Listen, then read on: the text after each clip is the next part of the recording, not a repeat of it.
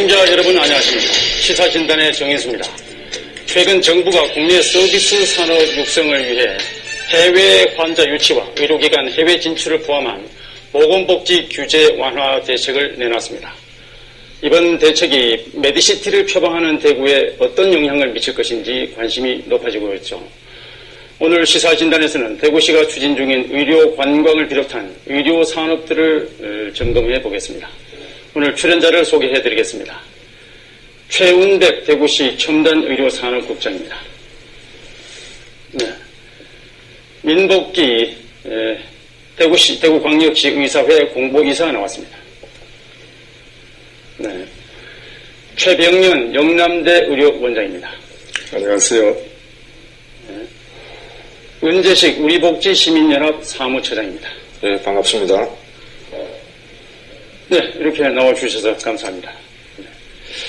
우선 정부가 유망 서비스 산업을 육성하고 투자 활성화를 위해서 보건의료 분야 규제 완화 대책을 발표했습니다.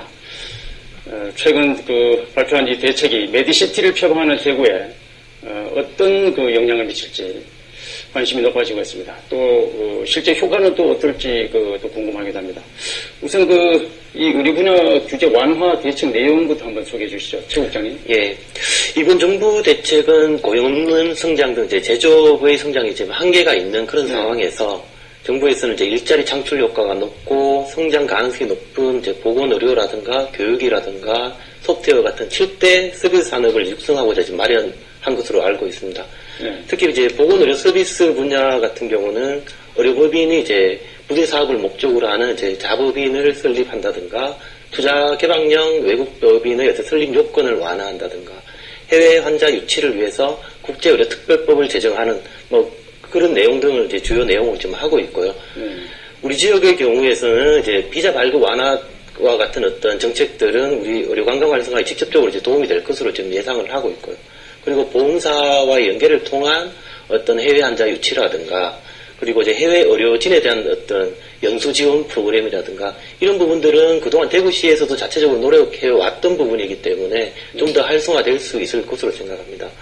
또한 투자 개방형 외국 병원의 설립 요건을 완화하는 경우는 저희가 수성 의료 지부의 해외 병원 유치에는 좀 도움이 될 것으로 생각합니다만은 아직 많은 쟁점들이 지금 남아 있고 그다음에 입법 과정이나 이런 부분들 그런 과정을 통해 좀 더 구체화되어야 실제 효과를 저희가 판단할 수 있을 것으로 생각합니다. 대책은 발표를 했는데 이게 실제 효과를 이어지려고 그러면 아직 법률이 통과되어야 된다든지 그런 절차가 남아 있는 거죠? 네, 그렇습니다. 네, 일부 정책 같은 경우 바로 시행이 가능한 걸로 알고 있고요. 네. 민복기 의사회 이사님, 이번 이 규제 완화 대책에 대해서 어떤 평가를 하시나요?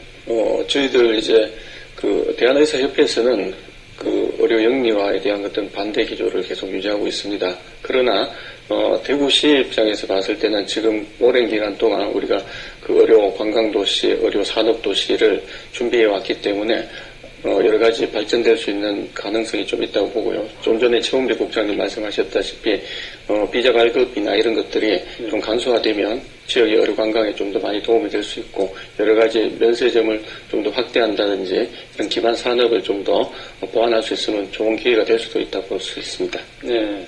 저희들 입장에서는 네. 아까 최 국장님 말씀하신 것 중에서 실질적인 부분에서는 의료 서비스 개선이 되는 거를 실질적으로 많이 노력해 주셔가지고 만약 된다면 그거는 환영할 수 있는 부분이고요.